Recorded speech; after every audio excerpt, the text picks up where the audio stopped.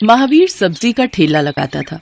वो रोजाना बाजार के रास्ते में पड़ने वाले हनुमान जी के छोटे से मंदिर में माथा टेकते हुए अपने काम पर जाता था। यह उसका नियम था। महावीर का दोस्त मदन भी सब्जी का ठेला लगाता था। दोनों अक्सर साथ ही घर से सब्जी बेचने निकलते थे। अरे मदन, जरा तू 5 मिनट रुक, मैं हनुमान जी के मंदिर में माथा टेक लूं, फिर चलते हैं। ठीक है, जल्दी कर। वैसे भी चिलचिलाती धूप और गर्मी में मेरे से खड़ा नहीं हुआ जा रहा। हाँ हाँ, बस थोड़ी देर लगेगी। जय बजरंगबली, आपकी सदा ही जय हो। पंडित जी, आज बड़े दिनों बाद आपसे मिलना हुआ। हाँ बेटा, गर्मी बहुत बढ़ गई है और थोड़ी तबीयत भी ठीक नहीं थी, इसलिए मंदिर आना नहीं हुआ। पंडित जी, मंदिर में बहुत गर्मी पड़ रही है। हनुमान जी को कितनी गर्मी लगती होगी। सोच रहा हूँ एक पंखा हनुमान जी के लिए भी लगवा दूं। सच, ठंडी ठंडी हवा हनुमान जी पर पड़ेगी तो उन्हें कितना आनंद आएगा और उनके भक्त भी प्रसन्न रहेंगे। ये तो बहुत उत्तम विचार है कि तुम हनुमान जी के लिए पंखा लगाना चाहते हो। ठीक है पंडित जी, फिर मैं पंखे के लिए अलग पैसे जोड़ना शुरू कर देता हूँ और कुछ ही दिनों में एक पंखा लाकर हनुमान जी के मंदिर में लगवा दूंगा। महावीर, कितनी देर और है? बस आए मदन। अच्छा पंडित जी, चलता हूँ। ये बात जब उसने मदन को बताई तो मदन जोर जोर से हंसने लगा। अरे तू तो हनुमान जी की भक्ति में बिल्कुल पागल हो गया। हनुमान जी की इच्छा होगी तो जल्दी पैसे जोड़कर मैं पंखा खरीद भी लूंगा। जो होता है सब उनकी कृपा से ही होता है। अगले दिन से ही महावीर ने थोड़े थोड़े पैसे बचाने शुरू कर दिए। सुजाता, ये 200 रुपए उन्हीं रुपयों में मिला दे जो मैंने तुझे हनुमान जी के पंखे जोड़ने के लिए दिए थे। अब तो आप पंखा खरीद कर लगवा सकते हो। हाँ सुजाता, इसी खुशी के दिन का तो मैं इंतजार कर रहा था। बस कल बाजार जाते हुए पंखा खरीद कर रख लूंगा, फिर शाम को किसी बिजली वाले को पकड़कर मंदिर में लगवाता हुआ आ जाऊंगा। अगले दिन महावीर और मदन काम पर जाते हैं। रास्ते में महावीर एक पंखे की दुकान से पंखा खरीद लेता है। ये देख मदन, कितना बढ़िया पंखा मिल गया। बस अब शाम को बिजली वाले को लेकर पंखा लगवा दूंगा। ये तो बहुत बढ़िया पंखा खरीद लिया। सही है, अच्छा है, लगवा दे। काश ये नया पंखा मेरा हो जाए, फिर तो मजा ही आ जाएगा। इतना पुराना पंखा लगा हुआ है, हवा भी नहीं आती। अगर मैं इसका ये पंखा चोरी कर लूं तो इसे क्या पता चलेगा। बोल दूंगा कोई और उठाकर ले गया। महावीर सामने बिजली की दुकान पर बिजली वाले को साथ चलने के लिए लेने जाता है। मदन, जरा मेरे ठेले का ख्याल रखना, उस पर पंखा रखा हुआ है। मैं बिजली वाले को बोल दूं, मेरे पहुंचने से पहले वो मंदिर तक पहुंच जाएगा। हाँ ठीक है, ध्यान रखूंगा, पर जल्दी आना। महावीर जैसे ही बिजली वाले को सामने की दुकान से बुलाने जाता है, मदन झट से उसका पंखा चुराकर अपने ठेले के नीचे बनी जगह में दबा देता है और पानी पीने जाने का नाटक करता है ताकि महावीर को उस पर शक न हो। अरे पंखा कहाँ गया? अभी मैं ठेले पर ही तो रखकर गया था। और ये मदन कहाँ है? वो तो सामने पानी पी रहा है। मदन, ओ मदन, जल्दी आ। अरे मेरे ठेले पर पंखा नहीं है। मैंने तुम्हें बोला था कि मेरे पंखे का ख्याल रखना। अरे मुझे थोड़ी पता था कि 1 सेकंड के अंदर कोई उठाकर ले जाएगा। मैं सामने से पानी ही तो पीने गया था। अब इसमें मेरा क्या दोष? हे बजरंगबली, मैंने तो बहुत मन से पैसे जोड़कर पंखा खरीदा था। अब मैं क्या करूं? पता नहीं पंखा कौन चुरा कर ले गया। महावीर ठेला लेकर उदास मन से घर आ जाता है। सुजाता उसे तसल्ली देती है, पर महावीर का मन ही नहीं लग रहा था। उसे पंखा चोरी होने का बहुत दुख था। उधर मदन पंखा लेकर घर पहुंचता है। अरे वाह, अब आएगा मजा। अभी कुछ दिन का सब्र करता हूँ, कहीं महावीर ना आ जाए और वो नया पंखा लगा देख लेगा तो उसे शक होगा। सरोज, ये पंखा वहाँ पलंग के नीचे रख दे। अभी मदन अपनी पत्नी सरोज से बात कर ही रहा था कि उसके घर पुलिस आ जाती है। साथ में एक व्यक्ति भी मौजूद था। इंस्पेक्टर साहब, इसने मेरी दुकान से पंखा चुराया। वो देखिए, वो रहा पंखा। मैंने आपको सही जानकारी दी थी, इसे गिरफ्तार कर लीजिए। आप ठीक कह रहे हैं मिस्टर हनुमत। हवलदार, इसे गिरफ्तार कर लो। चलो, तुम्हें चोरी के जुर्म में हम गिरफ्तार करते हैं। पर मेरी बात तो सुनिए इंस्पेक्टर साहब, मैंने इनकी दुकान से कोई पंखा नहीं चुराया। मैं तो इन्हें जानता तक नहीं। मेरी बात का विश्वास कीजिए। इंस्पेक्टर साहब, ये ऐसे नहीं मानेगा, इसे जेल में डालना ही पड़ेगा। अच्छा, इससे कहो कि ये इस पंखे का बिल दिखाए जहां से इसने खरीदा है। अचानक महावीर भी वहां पहुंच जाता है और अपना पंखा मदन के घर देख लेता है। मदन, तुमने मेरा पंखा चुराया? इंस्पेक्टर साहब, ये पंखा तो सुबह चोरी हो गया था। मुझे तो किसी व्यक्ति ने कहा कि मदन ने मुझे जल्दी घर आने को कहा है। मैं घबराया हुआ आया और ये सब देखा। इंस्पेक्टर साहब, ये पंखा महावीर का है। उसने ये सुबह खरीदा था। सच्चाई तो यह है कि ये पंखा मदन ने महावीर का चुराया है। मैं तो बस सच्चाई सामने लाना चाहता था। मुझे माफ कर दे महावीर, मुझसे गलती हो गई, मुझे जेल नहीं जाना। इंस्पेक्टर साहब, मदन को छोड़ दीजिए, मुझे इससे कुछ नहीं कहना, पर आज के बाद मेरी और तेरी दोस्ती खत्म। तू अपने रास्ते में अपने रास्ते। अरे वो सज्जन पुरुष कहाँ गए? लगता है इस चोर को पकड़वाने के लिए ही वो हमारे साथ आए थे और उनका काम पूरा हो गया और वो चले गए। मदन महावीर के कहने पर हम तुम्हें छोड़ रहे हैं, आज के बाद ऐसी गलती फिर ना करना। इंस्पेक्टर साहब, उनका नाम क्या बताया था? हनुमत नाम सुनकर महावीर रोने लगता है। वो समझ जाता है कि साक्षात हनुमान जी आज उसकी मदद के लिए आए थे। ये सब लीला हनुमान जी की ही रचाई हुई थी। घर जाकर महावीर सारी बात अपनी पत्नी सुजाता को बताता है।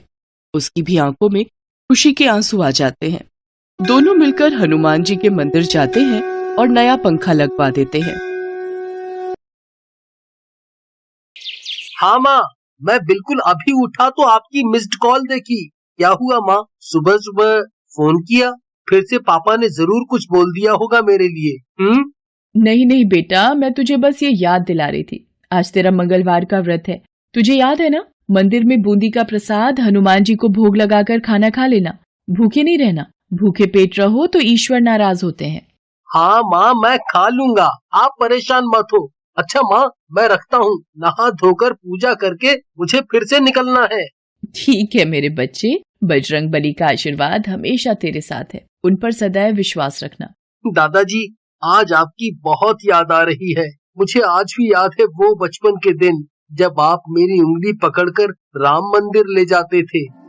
दादाजी, क्या हनुमान जी भगवान राम के बहुत बड़े भक्त हैं? हाँ रवि बेटा, हनुमान जी भगवान राम के सच्चे भक्त होने के साथ उनके सच्चे मित्र भी हैं। जिस तरह से राम जी हनुमान के बिना नहीं रह सकते, उसी तरह से हनुमान जी भी राम जी के बिना नहीं रहते।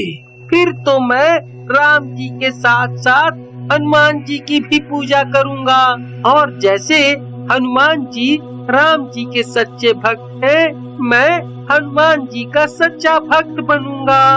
ठीक है मेरे बच्चे। हे बजरंग बली, मेरे पोते पर सदैव अपना आशीर्वाद बनाए रखना। जय श्री राम, जय बजरंग बली। जय श्री राम, जय बजरंग बली, जय बजरंग बली। आपकी सदा ही जय हो। मैं आज फिर नौकरी ढूंढने जा रहा हूँ, मेरी सहायता करना प्रभु।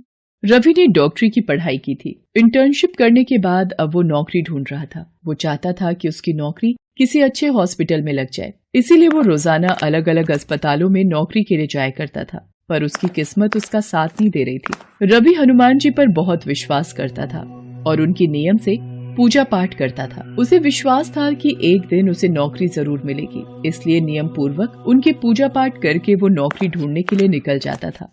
ऐसे ही एक दिन, जी मुझे डॉक्टर सुभाष से मिलना था। अभी वो एक ऑपरेशन के लिए गए हुए हैं। कृपया करके ये मेरा बायोडाटा आप डॉक्टर सुभाष को दे दीजिएगा, मेरी उनसे फोन पर बात हो गई थी। ठीक है, आप यहाँ रख दीजिए, मैं दे दूंगी। पता नहीं कब तक ये लोग फोन पर बताएंगे। भैया भैया, बहुत भूख लगी है, वो समोसा खाना है। भूख लगी है? रुको, मैं सबको समोसा लेकर देता हूँ।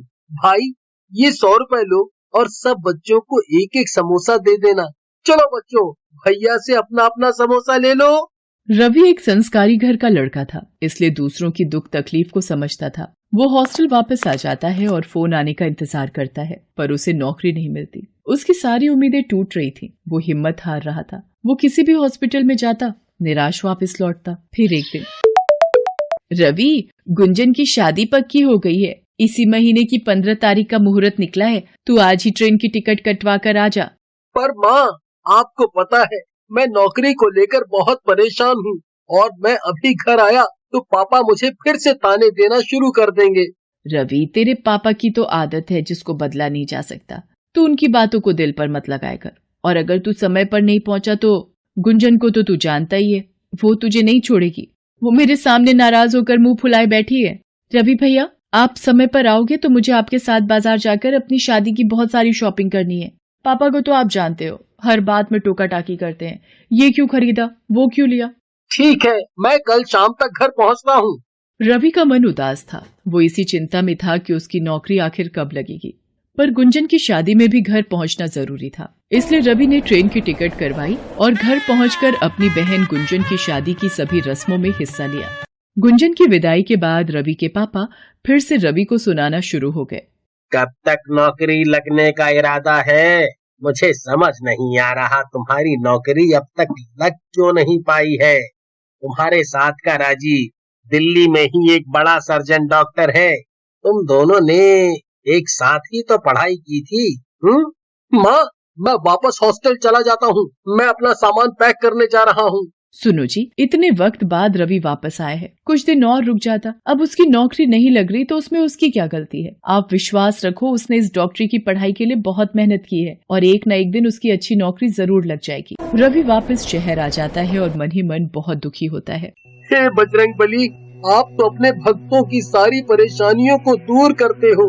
मैं बहुत समय से नौकरी की तलाश कर रहा हूँ, पर मेरी नौकरी नहीं लग रही। इतनी पढ़ाई करने के बावजूद भी मैं कुछ नहीं कर पा रहा हूँ। मैं जिस भी हॉस्पिटल में जाता हूँ, निराश ही लौट आता हूँ। बजरंगबली, आप तो भगवान राम जी के भक्त हो, आपको उनका वास्ता। यदि मैंने सच्चे हृदय से आपकी पूजा की है तो आज मेरी नौकरी जरूर लग जाएगी, वरना मैं सोचूंगा कि मेरी किस्मत में डॉक्टर बनना लिखा ही नहीं था और शायद मेरी पूजा में कोई कमी रह गई होगी। रवि निराश मन से भगवान बजरंगबली के सामने हाथ जोड़कर विनती कर ही रहा था कि तभी उसके मोबाइल पर घंटी बजी। जी, मैं रवि बोल रहा हूँ। क्या? जी, मैं अभी पहुँच रहा हूँ। हे बजरंगबली, आपकी जय हो। डॉक्टर रवि, आपकी नौकरी पक्की हो गई है। हमारे हॉस्पिटल को आप जैसे होनहार डॉक्टर की बेहद जरूरत है। उन्होंने काफी तारीफ की आपकी, तो मैंने भी उनकी बात पर गौर किया। मेरी नौकरी की सिफारिश किसने की? ये किसकी बात कर रहे हैं?